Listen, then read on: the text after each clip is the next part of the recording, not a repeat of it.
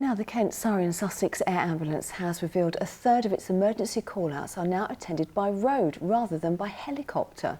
The charity responded to more than 3,000 life-threatening incidents last year, making it the busiest 12 months in the organisation's 32-year history. Its fleet of rapid response vehicles are crewed by the same emergency medics as the aircraft, and today they're getting cutting-edge new blood pressure monitoring equipment to help them save even more lives, as Kit Bradshaw has been finding out.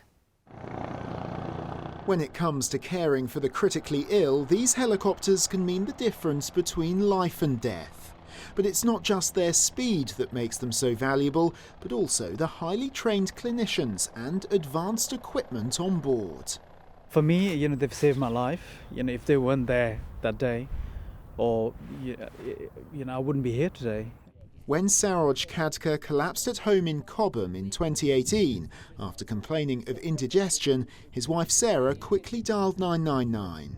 They took me through some simple tests, shake the shoulders, is he breathing, no.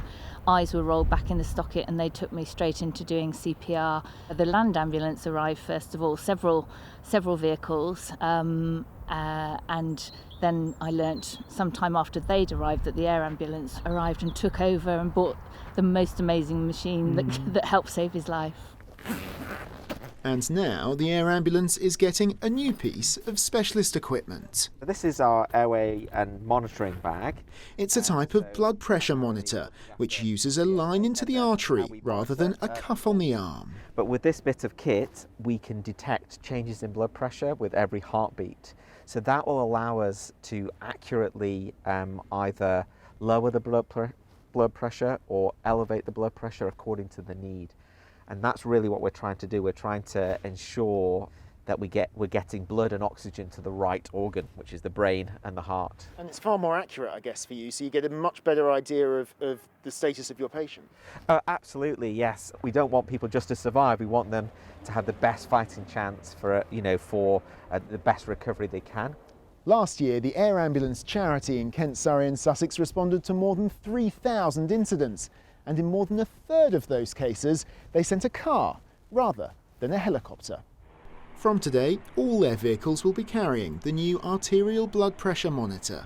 As you can see, we've got 4 of these cars that we use when either the aircraft's unavailable, we might not be able to fly due to the weather, so for example, very low-lying cloud, or there might be a location that's preferable to go to by car, for example, if it's something very close. And then we're able to bring all the same kit and the same team to the scene of the emergency. Job, so sorry. So sorry.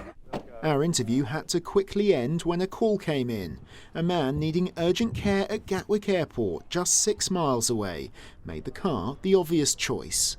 But whether they're responding on the road or in the air, these specialist medics now have even more tools at their disposal to help those in desperate need. Kit Bradshaw, ITV News, Redhill.